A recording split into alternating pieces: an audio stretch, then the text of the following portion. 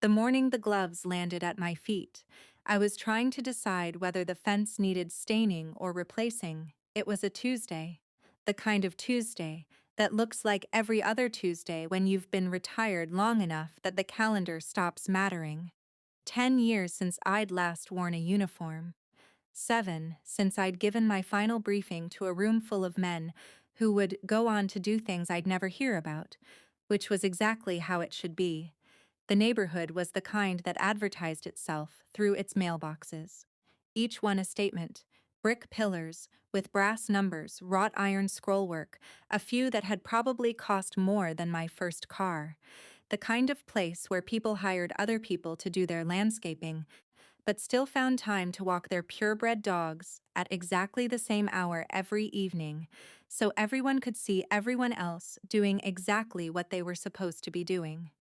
I lived at the end of the cul-de-sac, in the house with the dying lawn and the fence that had been leaning for 3 summers. The dying grass was intentional. The leaning fence was not. It was just one of those things I kept meaning to get to. The way you mean to get to a dentist appointment or calling your sister back. The kind of delay that starts to feel like a choice after a while. The neighbor's house sat 3 doors down. 2 stories, 5 bedrooms, a driveway that could hold 4 cars comfortably and frequently did. The father was a hedge fund manager who wore golf shirts even on weekends and had a handshake that seemed to be trying to sell you something. The mother was thin and anxious and always seemed to be running slightly late to something she didn't want to attend. And the son. The son was something else entirely. I'd watched him grow up through the windows of my study. Watched him go from a kid with a soccer ball to a teenager with a chip on his shoulder to whatever he was now, somewhere around 22, 23. The kind of age where you're still convinced you're the main character of a movie no one else has seen. He'd been training in MMA for about 4 years. I knew because I'd seen the equipment arrive, the custom mats rolled out in the garage, the personal trainer who drove a Mercedes and had a cauliflower ear that looked like it had been sculpted by someone with a grudge. The son had a black belt in Brazilian Jiu-Jitsu. He'd told me that once at a block party, when I'd made the mistake of asking how his training was going. He'd been impatient to tell me, the way people are when they're young and they've achieved something that feels like the top of a mountain they haven't realized is just a foothill. I'd nodded and said something non-committal. The way you do when you've learned that information is a kind of currency and you're no longer in the business of spending it. That was 6 months ago. Now it was Tuesday, and the gloves were at my feet. He'd come out of his house with a group of friends. The kind of friends who all wore the same expensive sneakers and moved with the same careless physical confidence. There were 3 of them, plus the son, plus a girl with long dark hair who was filming on her phone and laughing in a way that seemed rehearsed.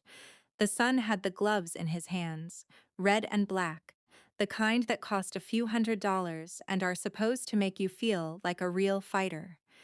He tossed them at me with an underhanded flick that was meant to look casual but had been practiced. The gloves hit the ground at my feet with a soft thump. One of them rolled slightly, catching the morning light. "Hey, Mr. Cooper," he said, and his voice had that quality it always did, the one that was trying to be friendly but couldn't quite hide the contempt underneath. "I was thinking, you're always out here working on that fence. You could probably use a break. What do you say, 1 round? Just to see what you've got." He'd been drinking. I could smell it on him from 10 feet away. Something expensive, something meant to be sipped slowly that he'd probably been drinking fast. The kind of courage that comes in a bottle and leaves you believing you're invincible until the moment you're not. His friends were watching. The girl was still filming. A few neighbors had come out of their houses. The woman across the street who pretended not to watch me when I got my mail, the retired teacher 2 doors down who was always trimming hedges he didn't need to trim, they were all waiting. They were all expecting something. What they expected, I think, was for me to say no. For me to pick up the gloves and hand them back and walk away, muttering something about having better things to do. for me to be exactly what I looked like. A man in his late 40s with gray at his temples and a limp that showed up on rainy days, and a house with a fence that wouldn't stand up straight. A man who'd spent the last decade in a quiet cul-de-sac watching other people's lives happen, contributing nothing more to the world than a slightly dead lawn. What they expected was for me to be afraid, and I was. But not for the reasons they thought. The thing about fear is that it's a currency you learn to spend wisely. In the regiment, we were taught that fear wasn't something to be conquered or eliminated. It was something to be channeled, like a river you could redirect. Fear was information. Fear was energy. Fear was the voice that told you to pay attention, to look closer, to see the thing you'd been missing. I felt it now, a familiar tightening in my chest. The same feeling I'd had before every mission, every briefing, every moment when I'd had to make a decision that would change things for people I was responsible for. Not the fear of getting hurt. That was easy, clean, simple. The fear of making a mistake. The fear of being seen as something you're not. The fear of showing your hand too early. The sun was still looking at me. He had a good stance. I could see that, even now. Feet shoulder width apart, weight slightly forward, hands at a position where they could move in any direction. He'd been trained well. His eyes were tracking my shoulders, my hips, looking for the tell that would tell him what I was going to do before I did it. He couldn't see anything. That was the problem. I'd been in the 75th Ranger Regiment for 18 years. I'd started as an enlisted man, worked my way through the ranks, ended up commanding men who could kill you with a shoelace and a hard stare. I'd been in firefights where the difference between living and dying was measured in fractions of a second. I'd been in rooms where the only sound was the breathing of terrified people and the quiet click of my weapon being made ready, and I'd never once had to prove any of it to anyone. That's the thing about having nothing left to prove. It takes away the temptation. It takes away the itch. It leaves you with just the weight of what you've done and the silence that follows. "One round," I said, and my voice came out calm even. "Is that what you want?" The sun smiled. It was a good smile, practiced and confident, the smile of someone who'd never been hit hard enough to change his mind about something. "Yeah," he said, "one round, just to see what you've got, old man." I looked down at the gloves. They were good gloves, expensive, probably custom fitted, the kind of gloves that cost more than I'd spent on groceries in the last 3 months, the kind of gloves that were supposed to be a threat. "These aren't my size," I said. The sun's smile faltered. "Just slightly, just enough for me to see the confusion underneath." "What?" "The gloves. They're not my size, too small. I'd have to use my own hands." I looked up at him. "Are you sure you want that?" His friends had gone quiet.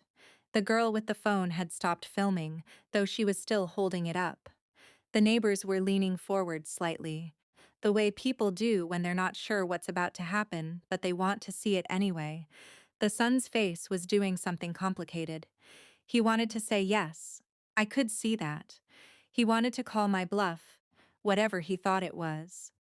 But something was holding him back, some small animal part of his brain that was telling him that this wasn't going the way it was supposed to. And then the retired teacher stepped forward. He was a small man, the retired teacher. The kind of man who'd spent his whole life in a classroom and looked like it. Careful, precise, the sort of person who used hand sanitizer and had opinions about how to fold laundry. His name was Mr. Ellison, and he was the closest thing the neighborhood had to a community organizer. He was the one who sent around the emails about the 4th of July parade and the neighborhood watch meeting. He was the one who made sure the Christmas lights were put up on the right date and taken down on the right date. He was the one who noticed when someone's garbage can was left out too long and wrote gentle reminders about it. He was also the only person in the neighborhood who knew what I used to do. He'd found out by accident 2 years ago, when he'd come to ask me about a zoning issue, and my service medals had been on the table where I'd been reorganizing my study. He'd seen them. He'd asked. I'd told him the barest version of the truth, and he'd nodded and said something about how he'd never have guessed and how he'd keep it to himself, and he had. For 2 years he'd kept it to himself. But now he was stepping forward, and there was something in his face that I'd never seen before, a kind of quiet authority that had nothing to do with his age or his profession. "Marcus," he said, and his voice was gentle but firm. "I think you should stop."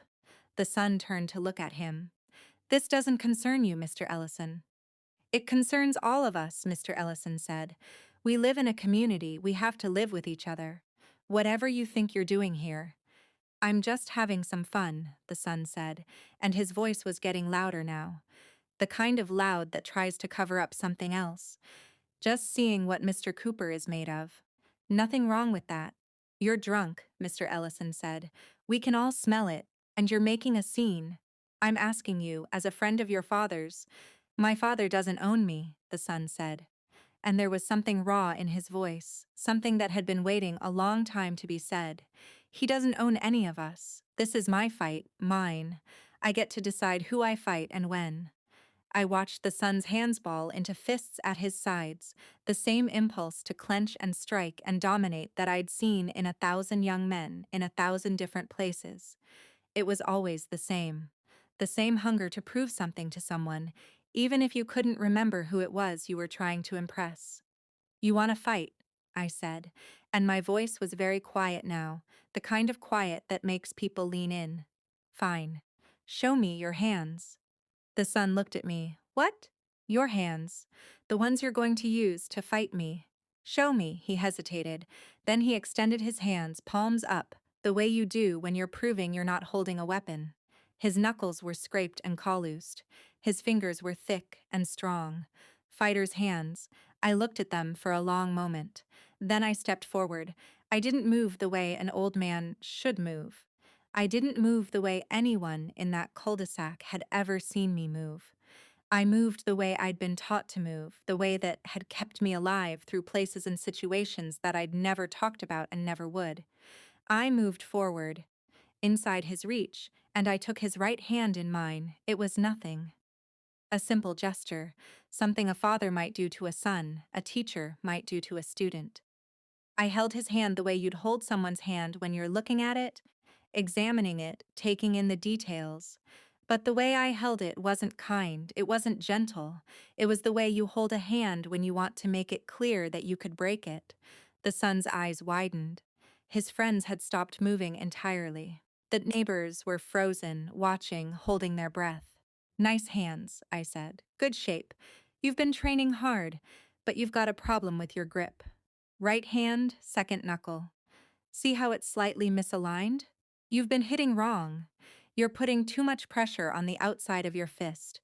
It's going to lead to a stress fracture if you don't fix it." I let go of his hand. He stepped back. "The other problem," I said, "is that you're not training your neck. That's the first thing people underestimate in a fight. It's not about the arms. It's not about the legs. It's about the neck. If you can't take a hit to the head and keep moving, you're done." I turned to face him fully. We were close now. I could see the sweat beading on his upper lip, the slight tremor in his jaw. He was still drunk, but the alcohol was burning off fast, leaving something else in its place. "What's your name?" I asked. "Marcus," he said, and his voice cracked on the first syllable. "Marcus Hall." "Marcus," I said, "here's what I'm going to do. I'm going to pick up your gloves, I'm going to hand them back to you, and then I'm going to go back to the fence, and you're going to let me." "That's not." He stopped, swallowed, started again. "That's not how this works." "No," I said, "it's not, but that's how it's going to work anyway." I bent down and picked up the gloves. They were slightly damp with his sweat. I handed them back to him. He took them, his fingers brushing against mine for just a moment. And in that moment, I let him see something. I don't know what it was. Maybe it was the way I held his gaze. Maybe it was the way I didn't flinch. Maybe it was just the absence of fear where fear was supposed to be. But I saw his face change. I saw him realize that he'd made a mistake. Not a tactical mistake, not a strategic mistake. Something deeper. Something that had to do with recognizing that there was more going on than he'd understood. "You don't know who you're talking to." I said very quietly. That's fine. You're young. You're supposed to think you know everything. But here's a piece of advice, free of charge. The people who are really dangerous don't need to prove it. They don't need to show you. They don't need to throw gloves at people's feet and yell in front of crowds. The dangerous ones are the ones who've been so close to the edge they've learned to live with the view. I stepped back, picked up my watering can, started walking toward my front door. Mr. Cooper. The son's voice was uncertain now. Mr. Cooper, wait. I turned around. Were you? He was trying to find the words. What did you? Ask your father, I said. He knows. I didn't wait for a response. I went inside and closed the door. The fence stayed leaning for another week. I worked on it slowly, methodically, in the early mornings when the sun was still soft and the neighborhood was quiet. I replaced the rotted posts one by one. I straightened the boards. I didn't rush. There was no reason to rush. The sun came by 3 days after the incident. It was dusk and I was sitting on my porch, drinking something that had once been alcoholic but was now mostly just cold. He walked up the driveway slowly, the way someone does when they're not sure they're welcome. Mr. Cooper, he said, Marcus. He stood there for a moment, shifting his weight from foot to foot. He looked different than he had on the day with the gloves. Older, somehow, or maybe just less sure of his own invincibility. I talked to my father, he said. He told me about the Rangers, about what you did. I nodded. It was fine. The cat was out of the bag now, and I'd never particularly cared about keeping it in. The only reason I'd kept it quiet was that it didn't seem to matter anymore. The only reason I'd kept it quiet was that I was tired of having to prove anything. He asked me why you didn't do anything. Why you didn't, just. He made a gesture that was supposed to mean fighting. Because there was nothing to prove, I said. You wanted a fight. I didn't need to fight. There's a difference. I don't understand, he said. I could have done a lot of things, I said. I could have hurt you. I could have humiliated you. I could have made you feel small. And what would that have accomplished? You'd have gone home, licked your wounds, and come back the next day with something to prove. You'd have escalated. We'd have been stuck in a cycle. I took a sip of my drink. It was warm and bitter and tasted like nothing much. Here's the thing about having nothing left to prove, I said. When you've been where I've been, when you've done what I've done, you stop needing to show people who you are. You know who you are. That's enough. It has to be enough. He was quiet for a long time. I'm sorry, he finally said, for the gloves, for all of it. It was stupid. Probably, I agreed. But you're young. Young people are supposed to be stupid sometimes. It's part of the job description. I don't want to be that person, he said, the one who has to prove something all the time. It's exhausting. I looked at him, really looked at him, saw the exhaustion in his eyes, the same exhaustion I'd seen in so many young men, the exhaustion of trying to be something that didn't come naturally. Then don't be, I said. It's as simple as that. It's not simple, he said. You make it sound simple, but it's not. It's never simple. No, I agreed. It's never simple, but it is possible. I finished my drink and stood up. You want to know what I did in the Rangers? I asked. You want to know what that actually looked like? He nodded. I didn't do anything heroic, I said. I didn't save anyone's life. I didn't take down 100 enemies. I just did my job. I made decisions. I tried to keep people alive. Some days I succeeded, some days I didn't, and then one day I decided I'd done enough and I went home. I looked at the fence, which was almost finished now. Almost straight. Almost where it was supposed to be. That's all it is, I said. You do what you have to do, you try to do it well, and then you move on. The people who make a big deal out of it are the people who aren't sure they did it right. I reached down and picked up a piece of the old fence that I'd set aside. It was splintered and cracked, unrepairable. See this, I said. This is what happens when you try to hold on to something that's already dead. You can't make it new. You can't make it whole. All you can do is replace it and move on. He stood there for a long time, looking at the piece of wood in my hands. Then he nodded once and turned and walked back to his house. I finished the fence the next week. It stood straight and solid, the way it was supposed to. I stained it a deep brown that would weather to gray over the years, the way things do. The son went back to training. I saw him in his garage sometimes, practicing with his trainer. But there was something different about the way he moved. Something less frantic, something more focused. The neighbors stopped watching me. They'd found other things to occupy their attention, the way people do. The world moved on. And I stayed in my house with my straightened fence and my dead lawn and my memories of places I'd never talk about. I didn't feel satisfied. I didn't feel vindicated. I didn't feel anything particularly noble or triumphant. I just felt tired. The good kind of tired. The kind that comes from doing something and knowing you did it right. I'd won, I suppose, in the only way that mattered. I'd won by not playing the game they'd wanted me to play. I'd won by understanding that the only prize worth having was the one you didn't have to fight for. The sun gave me a wave a few days later from his driveway. I waved back. And that was that. No dramatic ending. No final confrontation. Just a moment of recognition between two people who'd been through something together, even if one of them hadn't fully understood what it was. I went back to my porch and sat down. The fence was finished. The lawn was still dead. The afternoon sun was warm on my face. There was nothing left to prove. And that, I thought, was exactly what I'd been trying to say all along.